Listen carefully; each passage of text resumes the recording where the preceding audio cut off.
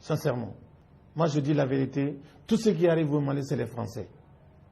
C'est les Français. Toutes les attaques sont perpétrées, montées par la France. Dans quel intérêt? Parce que la France est un pays esclavagiste. Ils n'ont jamais libéré les colonies. Ils les torturent d'une autre manière. Même les présidents que vous voyez qui sont obligés souvent de faire ce qu'ils ne veulent pas faire, parce que si tu essaies de faire autre chose qu'ils veulent, ou ils t'assassinent, ou ils te tuent, ou ils te font trahir par tes propres compatriotes. Donc, en sorte, les colonies françaises sont torturées. Sinon, vous voyez le Ghana? Regardez le Ghana.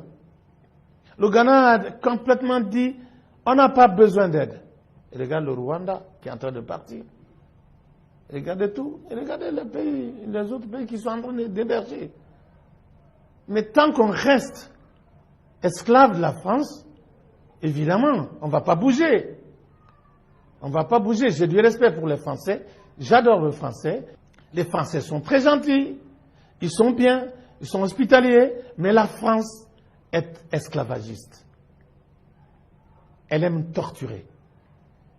Et si les Français ne sont pas pour quelque chose en Afrique francophone, ça ne se passe pas. Vous n'avez pas espoir que ça change avec l'avènement et l'arrivée au pouvoir du jeune Emmanuel Macron, qui est né après les indépendances? Bon, mais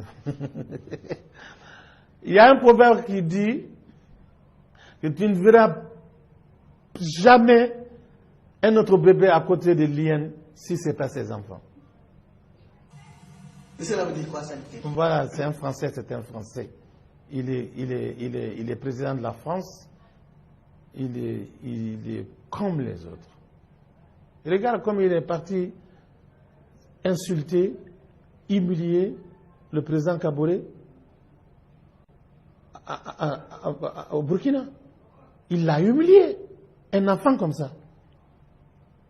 Il voit son fils. Et regarde comme il l'a humilié. Au vu, au connu de tout le monde. N'est-il pas la faute par là des présidents africains aussi qui se laissent trop faire, parfois? Je suis d'accord. Je suis d'accord. Parce que les présidents africains n'arrivent pas à croire à l'Afrique. Et ce que je reproche aux Africains aussi, en dehors de...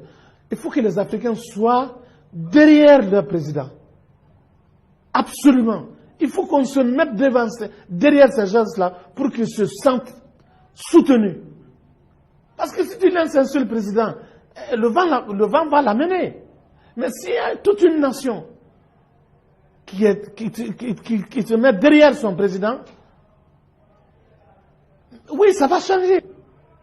Comme ça, les manipulateurs vont se fatiguer, ils vont cesser.